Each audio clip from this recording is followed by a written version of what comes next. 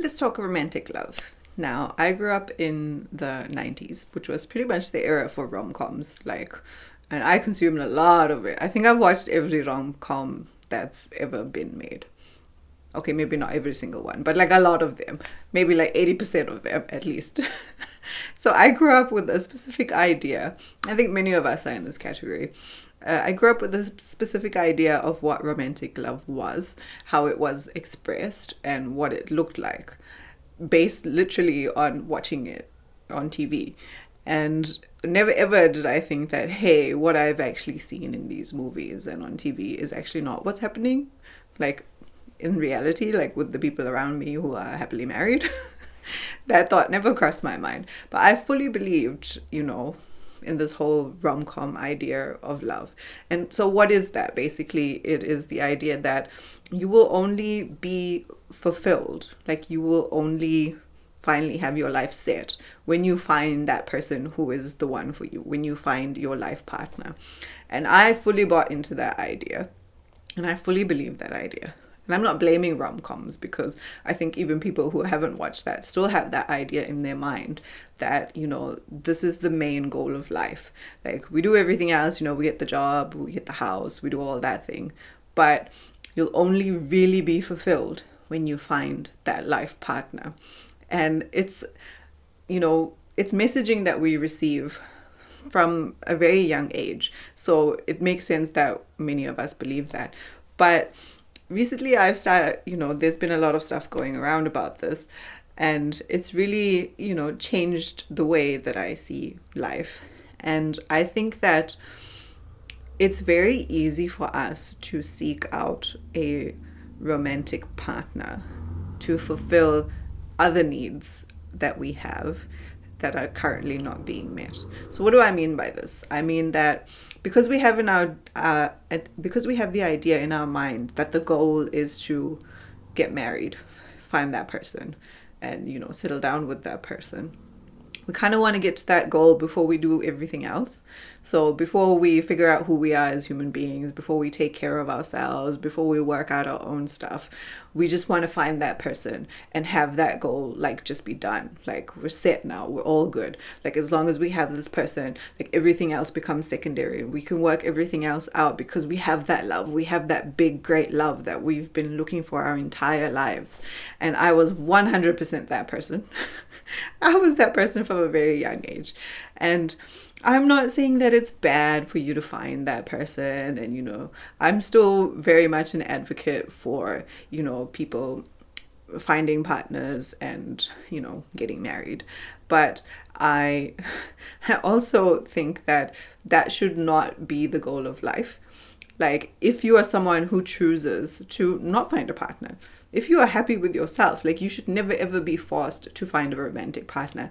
And the fact is, society keeps telling us that the person who is alone is a loner, and that's considered bad. Like if you see somebody who's sitting alone at a lunch table, you're going to pity them and feel sorry for them, and you might even go up to them just because you see them being alone and you don't want them to be alone, because that's bad. The person who shows up to everything without a date, without a spouse, without a partner, the one person in the family that's not married, they always stick out. We always feel sorry for this person who is alone. But the thing about being alone is not necessarily bad. I think that when we are alone, we have an opportunity to understand ourselves better, to do work on ourselves before we allow somebody else into our lives.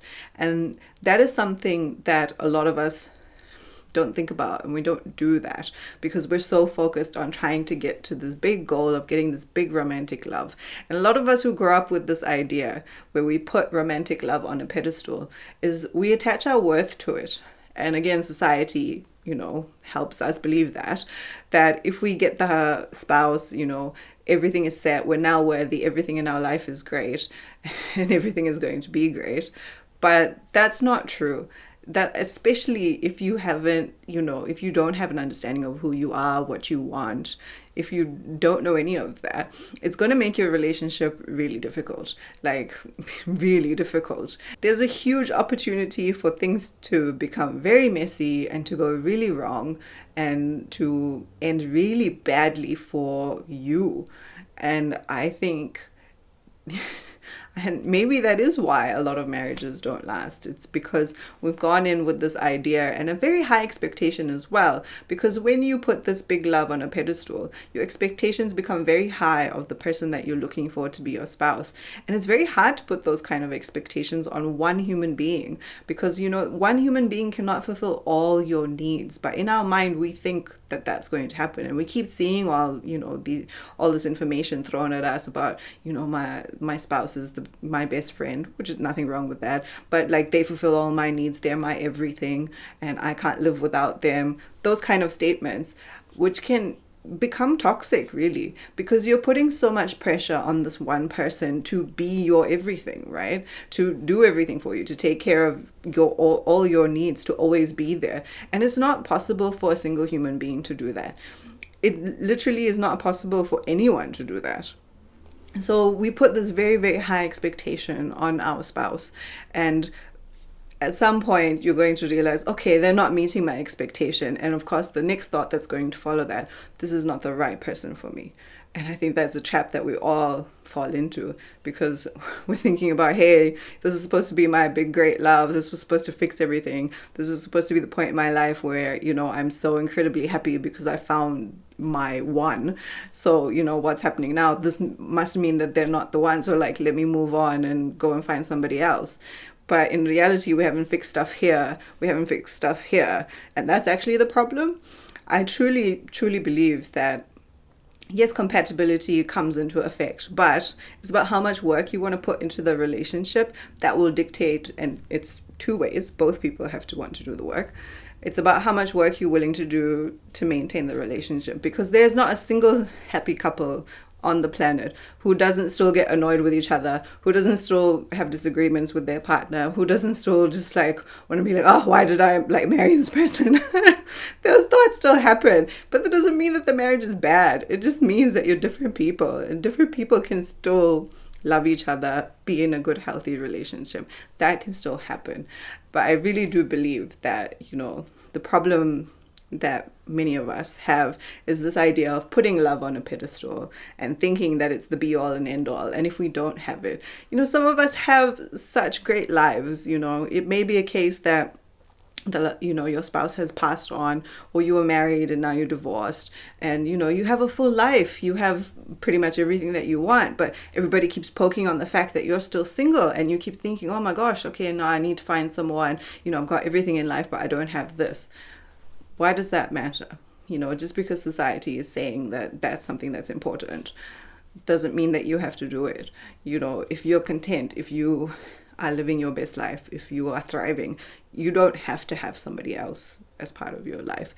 If you want somebody else, great, go and look for them, that's fine. But look for them in the right intentions. Don't look for them to come into your life to fill a void that you believe you have or other people are telling you have, because that most definitely will not end well. Because you're looking at this other person to be something that they most likely won't be. Again, a big pitfall of this whole idea of romantic love. I really think that romantic love is nothing more than a partnership, and it's you and somebody else building a life together.